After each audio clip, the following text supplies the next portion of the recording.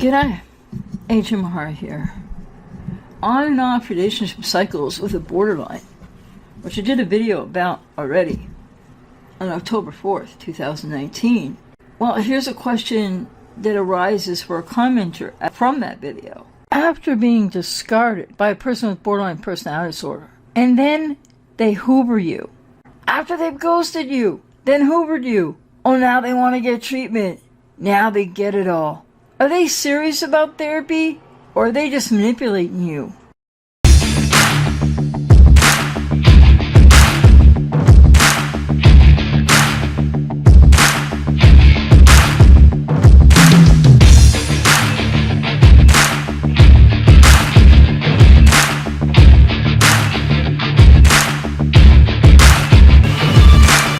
Very important questions that I think a lot of people on the other side of somebody with BPD have, or who may still be trying to work out relationships with somebody with BPD have.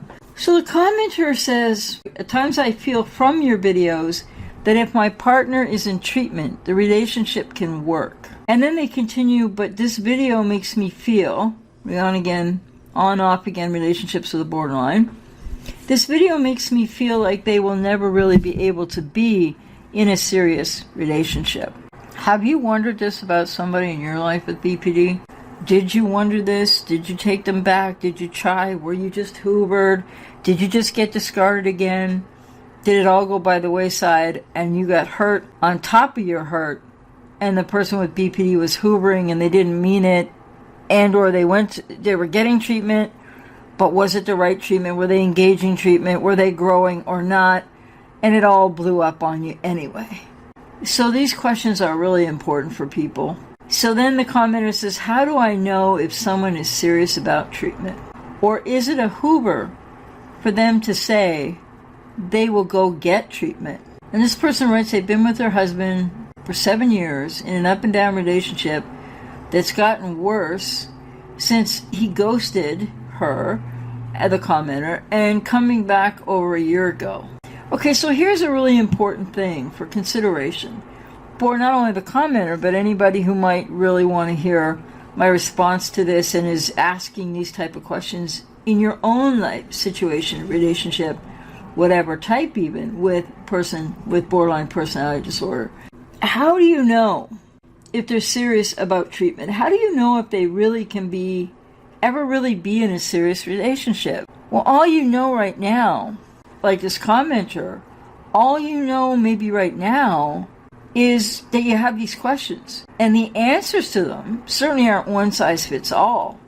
But more often than not, very high percentage to people with BPD in these situations, not having gotten treatment, just beginning treatment even, they are not anywhere near able to be in a serious relationship. They may believe, even though these people have 7-year history in their relationship, married, in their marriage. Now this person is realizing what's going on. Now it's painful. Now it's like, they said, well, from some of my videos, it seems like I'm saying that treatment can help a relationship work. Well, the sad news is really rarely, if ever. So can't say never, but rarely, if ever. Based on my 25 years online experience, 30 years altogether, and working with people with BPD or on the other side of those with BPD. It's a very painful and difficult place for many to be, but it's not likely that a person just starting treatment, whether they're going to engage it or not, that's going to yield you or them the kind of change and growth. What do you do with all the damage in the relationship that's already been done to you? That stuff doesn't just vanish. So my answer is sadly not what people want to hear. So even if the person with BPD is in treatment, just going to treatment, or you're not sure if they're serious, they're probably still not really that capable of being in a serious relationship or even continuing a marriage. So how do you know if someone is serious about treatment or not?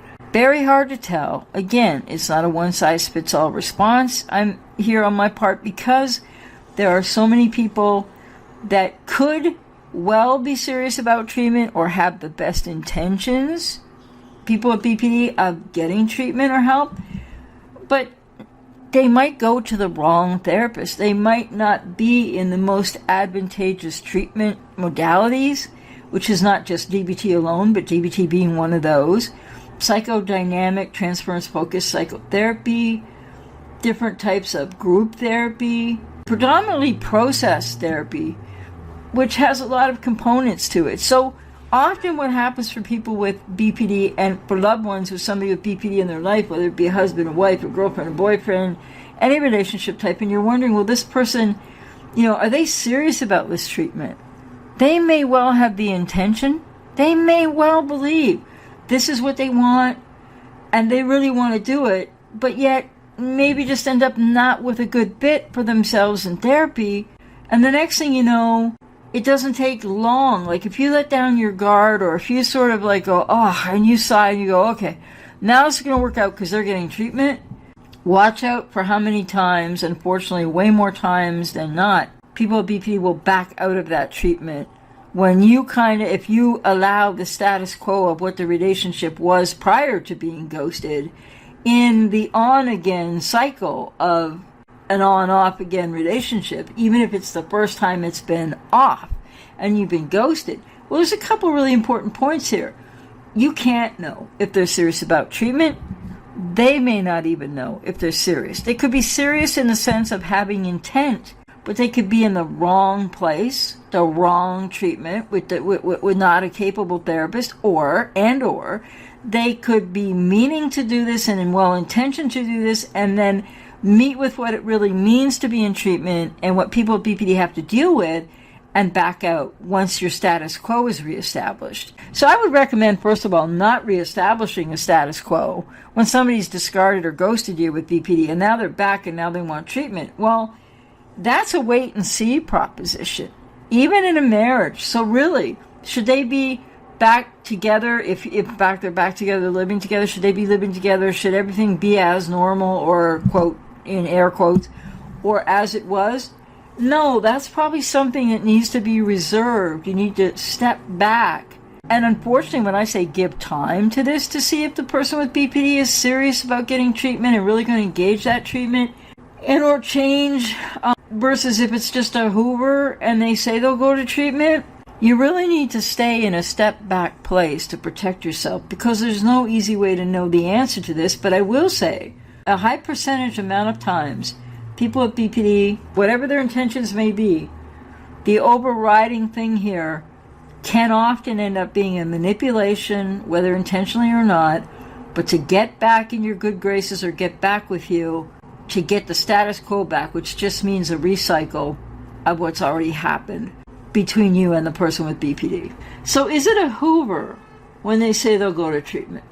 It's often a technique and a tactic of a Hoover, because they are trying to get back to status quo, trying to get back into your good books, because they're not really re-idealizing you, but they're trying to deal with likely a lot of feelings of their own shame, and they're going to try to dump that somewhere, and invariably that's going to come back at you at some point. So often in Hoovers, after you've been ghosted, two things to think about. One is, first of all, you were ghosted, you were betrayed. That is kind of a deal breaker. Why do people want to go past a betrayal like that? It's a big, screaming red flag for your consideration. And the second thing is, often the promises in a Hoover period are just that. False promises, manipulations, desperation on the part of BPD to get back to the on-again cycle, which is only then going to be the repetition compulsion, rupture of relationship, discard, and off again cycle. So this commenter said that she's been with her husband for 7 years in an up and down relationship, but it's been worse since he ghosted her and came back over a year ago. So there it is, you see, right there, unfortunately. What people need to learn more about, people might understand intellectually, but it's so hard at a heart level emotionally. Once you are ghosted, if you allow them to Hoover you back, or Hoover to get back with you, that's the number one mistake. The number one place you sacrifice yourself, because they are no longer, even if they were before in any way, shape, or form, They are no longer trustworthy, and you're over your limits and boundaries by letting somebody back into your good graces, back into your life, maybe back even into your bed when they have betrayed you. And do they come back taking personal responsibility for that betrayal, or just false promising to go to therapy? And then the commenter said, this time I see all the BPD traits because I'm listening more to what he's saying when he's upset. And he is a quiet borderline. But before, I just thought it was untreated bipolar 2. Well, here's another interesting point. And with all due respect, if you have a loved one who's really hurting you and you think they have BPD, but like the commenter said, thought they had bipolar 2. Okay, well, I'm not here to say everybody should end every relationship with everybody with a mental health challenge because of a mental health challenge. But if they're not taking personal responsibility, and you might be in a codependent place, and you want this relationship to work no matter what, and what are your needs here? What are you ignoring that you need to look at more about yourself? And it does no one any good. With all due respect, I mean this, right? With compassion and empathy. It doesn't do you any good to think, well, like the commenter thought, well, he was bipolar 2, not borderline. Guessing at what is going on for someone else is not helpful. And so again, though, people need to take a step back and realize that when you've been ghosted, you've been betrayed. When you let them come back, you're setting yourself up for that to happen all over again. And then this commenter says that her husband with BPD has been watching some of my videos, and she says he's willing to accept responsibility and has been open to the fact that he can identify with feelings that describe BPD. And now she's wondering if that's just a Hoover. Well, I can't tell you based on, I don't know you or your husband, but I'll say again, a higher percentage chance it is just a Hoover than not. And these are people that I can help with these questions much more in sessions, when I get more details, when I'm working with a person. But I would say, again, I want to reiterate, you've been betrayed once already, the commenter has, and if you've been betrayed once already and it's been off once, why should it ever be on again? People really need to look at what are your needs that you allow that to happen to yourself, that you let them back in to hurt you again. So my answer to the question, he's watching my videos, and he's willing to accept responsibility, and he's been open to the fact he can identify the feelings that describe BPD. But the commenter is wondering if it's just a Hoover. Well, high percentage chance it's just a Hoover. Because why would he all of a sudden now, and a year later after leaving you, or somebody's left you a while ago for somebody else, right? For greener pastures because they think everything's your fault. That's not an indicator of having any reality-based idea of their own personal responsibility. So these words can be so hollow and empty, unfortunately, in a high percentage of cases. Because what you need to see, and even then, should you be in this territory? I don't know. That's for you to decide. But I would say you've already been betrayed. That matters. The fact that you can identify with the feelings that describe BPD, is that loved one of yours really doing that? Or are they just saying that because they know you want to hear that? Maybe they have an intention, but like I said, are they going to follow through? Lower percentage chance. Let me just say, very low percentage chance. But I can't say for sure. And then the commenter said, I did talk to him about setting boundaries for my safety and damage control. He agreed to be open to that and said he understood. You can't go on what they say alone. You have to see evidence of the behavior that matches what they're saying, and over a consistent period of time. And the problem with BPD is it takes a lot of time in treatment, etc. A lot of time. Like we're talking a year or more years here for you to see any palpable changes that you would need to see to guide the healthiest choice for yourself in this situation. He agreed to the boundaries, said he understood. Then the commenter said, but honestly, I don't know how to set boundaries with a quiet borderline. Well, I would say to that, whether he understands or not, you set boundaries based on what you need, and I'm talking to anybody who resonates with this, because they have quiet BPD. What am I supposed to? Nothing different. You're supposed to set the boundaries that you need, and I would suggest anybody in this situation who's already taken somebody back after being ghosted is betraying themselves by allowing somebody else to get back with you after they betrayed you, and likely haven't taken or aren't capable of taking responsibility for that. And then this commenter says, and I feel for you, and if others resonate, We just started marriage counseling, but I don't think the therapist realizes that my husband is BPD yet. May I just say really respectfully, to start marriage counseling when a person needs therapy for BPD first is only marriage counselors who don't understand borderline personality disorder would even take on clients like that if they have any ethics, because there's no possibility that marriage counseling is going to work at all until and unless the person with BPD goes and gets significant treatment that may take years. That's the reality. And then the commenter, I don't know, sounds like there might be some codependency. Other people may resonate that they have codependency. If you're in marriage counseling with somebody with BPD who needs to go do their work first, I would suggest also, with compassion and empathy for anyone that resonates with this commenter and to the commenter, you also need to be in your own healing and therapy journey with codependency so that you can know yourself better, what you need, what you want, what you don't need, what you don't want, how you're not going to sacrifice yourself anymore to allow someone that has betrayed you to come back into your life and then go to marriage counseling with them. You each need your own healing. And the other thing I would just like to add here in summary, I hope this is helpful, is that the outcomes of relationships with people with borderline personality disorder are just not good. They just don't go well. These relationships just don't work. But I know that it's easier for me to say that and more compelling for people to take a lot longer in their lives to kind of emotionally work that out. And with that, I just wanted to add, marriage counseling, couples counseling is so not a good sign of anything when someone has BPD and the other person may well be codependent, but with someone with BPD. And the work that people need to do with BPD.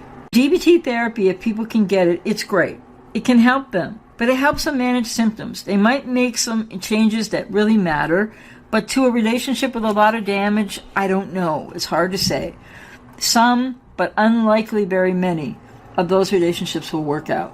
To quote Dr. John Gunderson, for recovery from BPD, and through this study with this other therapist, I can't remember their name, says that recovery from BPD, on average, rough estimate, right, because they still probably don't have a lot of people in their books as recovered, that it takes, the rough estimate, it takes anywhere from 6 years to 16 years for people with BPD to really achieve recovery that they need to be motivated to seek after for themselves, not to save a relationship, not to get back with a husband or wife, a boyfriend or girlfriend. They have to want it for themselves. 6 to 16 years. And my recovery process in total, I speak about different aspects of it in the last part of it, being about 3 years. But in total, when I was seriously seeking help, was 8 years. So if you think about what Gunderson said, 6 to 16 years. My recovery process fell in at about 8 years. Prior to that, though, I had another 8 years of on and off counseling without knowing what the issues were, really. So you could kind of put me somewhere between 8 to 16 years it took for my full recovery. It says that BPD recovery takes between 6 to 16 years. Basically, I fit right in to Gunderson's estimate because for me, really, it was 8 years of tremendous hard work, culminating in the 3 years at the end that I talk a lot about with the group therapy program that I was in 3 times. You need to look at who the person with BPD in your life is today and where are they today. That is what you need to base your decisions and choices on, not where they're going to be in a year of DBT, because that's not recovery. They might make some changes, but they're still going to have all kinds of triggers and slide backs and dysregulation, and they might think they're all good to go in a relationship, and they might think they're doing it all better, and the interpersonal effectiveness skills, that's great. Often these relationships just fall by the wayside. They just blow up one after another, after another, after another.